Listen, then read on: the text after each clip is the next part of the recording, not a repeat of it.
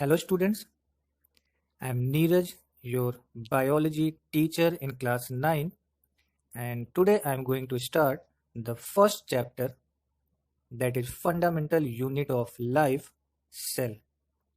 Students, you have seen a large variety of living beings in your surrounding, maybe big or small, terrestrial or aquatic, which show enormous diversity in shape, size, and appearance. So, do you think that really they are so different from each other, or they possess some uniformity?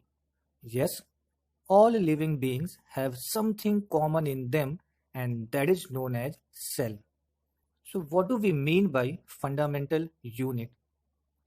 Fundamental means from which everything else develops, and unit means a single smallest thing which is complete in itself. So, from your previous knowledge, you know all living beings are made up of same structural and functional unit called cell, and that is why cell is considered as fundamental unit of life. So, the first topic in this chapter is discovery of cell.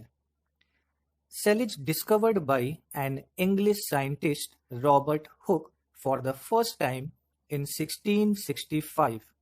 Actually, Robert Hooke observed a thin slice of cork, that is, dead cells in plants, by self-developed microscope. He observed honeycomb-like structures which were looking similar to small rooms, and he coined the word cell for these structures because in Latin cellula means little room. After his discovery, a Dutch scientist, Antony van Leeuwenhoek, discovered living cells for the first time in 1674. Robert Brown discovered the nucleus inside the cell in 1831, and in 1839, Purkinje coined the term protoplasm for the fluid substance present inside the cell. So, moving to the next topic, that is cell theory. Student, in the previous class also you have read about this theory that two biologists, Matthias Jacob Schleiden and Theodor Schwann, proposed a theory based on the observation of cell by them, which is known as cell theory. This theory is also commonly known as Schleiden and Schwann theory. The main postulates of this theory are: all living organisms are made up of cells. Second, a cell is the structural functional unit of life. And the last one, third one, all cells arise from pre-existing cell. Actually, the third one is added by a German biologist, Rudolf Virchow, and he added a statement, omnis cellula e cellula, which means all cells arise from pre-existing cell. As in class 8, you have already read that on the basis of number of cells present in any living being, they are classified in two main categories, unicellular and multicellular. So the organisms made up of a single cell are called unicellular, like amoeba, all protozoans, bacterium. So they belong to a category of organisms which are known as unicellular organisms. On the other hand, the organisms made up of more than one cell are called multicellular, and whatever living being you can see by your eyes, they all belongs to this category, including plants, animals, and humans, means us. So the next topic is cell size. Students, what do you think? When a baby is going to grow up into an adult human, the number of cells are going to increase in that baby's body, or the cells are going to increase their shape. Actually, the size of a specific cell remains constant.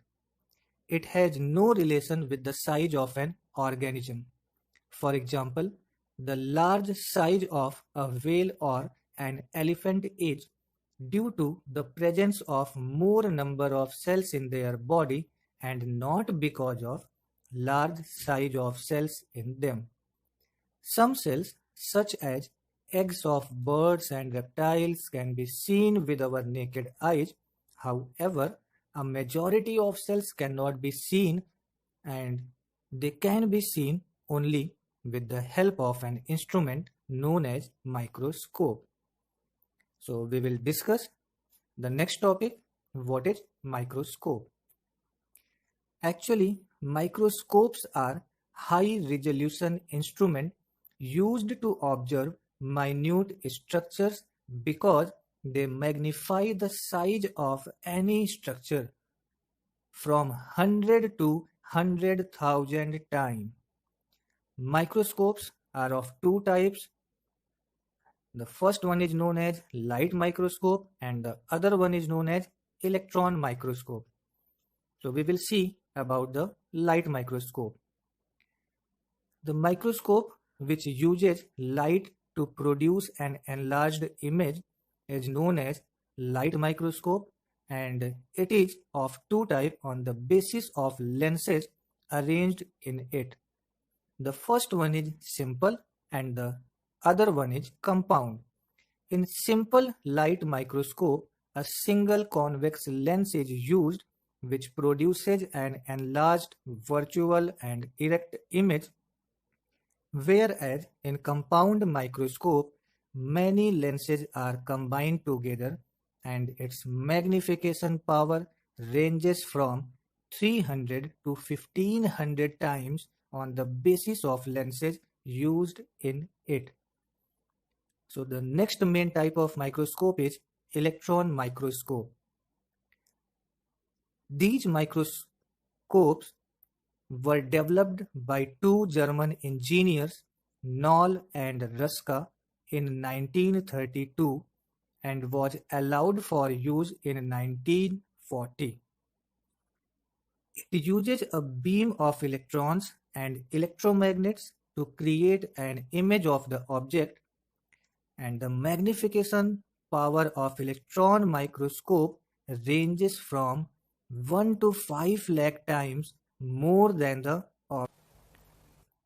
So, isn't amazing, students, to see the very minute organisms in our surrounding which were hidden to us in past, but with the help of these microscopes now we are able to see and we discover the diversity of organisms.